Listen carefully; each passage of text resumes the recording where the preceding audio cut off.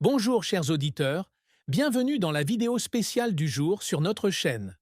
Aujourd'hui, nous allons explorer l'histoire émouvante d'une légende de la musique, un chanteur qui a touché le cœur de millions de personnes portant des prothèses de pied à travers le monde. Frédéric François.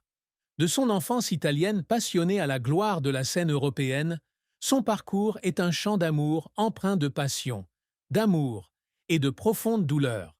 Si vous aimez les histoires inspirantes, abonnez-vous à la chaîne et activez la cloche de notification pour ne manquer aucune vidéo. Alors, commençons.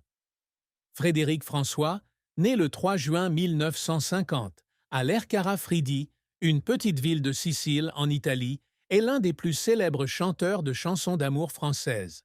Avec sa voix grave et ses chansons pleines d'âme comme I Love You Italian Way et Let Me Live My Life, il a conquis le public au fil des ans. Pourtant, derrière l'éclat d'une carrière fulgurante, Frédéric portait en lui une profonde douleur, des cicatrices qu'il partageait rarement avec le public. La plus grande tristesse de Frédéric fut la mort de son père, Antonino Baracato, alors qu'il n'avait que 12 ans. Mineur en Sicile, Antonino était un homme travailleur et aimant qui inspira Frédéric à la musique. Antonino jouait de la guitare le soir, lui enseignait des chansons folkloriques italiennes et encourageait son jeune fils à exprimer sa voix. Mais en 1962, Antonino décéda dans un accident du travail sous la chaleur, laissant Frédéric et sa famille sous le choc et le chagrin. Frédéric se souvient du moment où il apprit la nouvelle, alors qu'il jouait dans le jardin avec ses frères et sœurs. Il dit avoir couru à la maison, s'être emparé de la guitare de son père et avoir fondu en larmes, comme si son monde avait été transformé. Cette perte fut non seulement une douleur personnelle, mais aussi la plus grande perte et la plus grande ressource de Frédéric. Il a un jour confié qu'après la mort de son père, sa famille avait sombré dans la pauvreté et que sa mère, Maria, avait dû travailler jour et nuit pour subvenir aux besoins de ses 6 enfants. Frédéric, fils aîné, ressentait la pression de devenir le pilier de la famille, même s'il n'était encore qu'un enfant. Il commença à chanter dans les cafés et festivals de Liège, en Belgique, où la famille s'était installée après la mort de son père, afin de gagner de l'argent pour aider sa mère. Certains soirs, après un long concert, il rentrait fatigué et affamé, mais refusait de parler à sa mère de peur de l'inquiéter. Il pleurait en silence dans sa chambre, se souvenant de son père et des rêves qu'ils avaient partagés.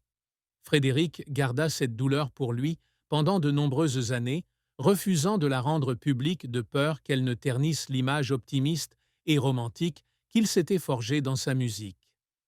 Il révéla également un autre secret.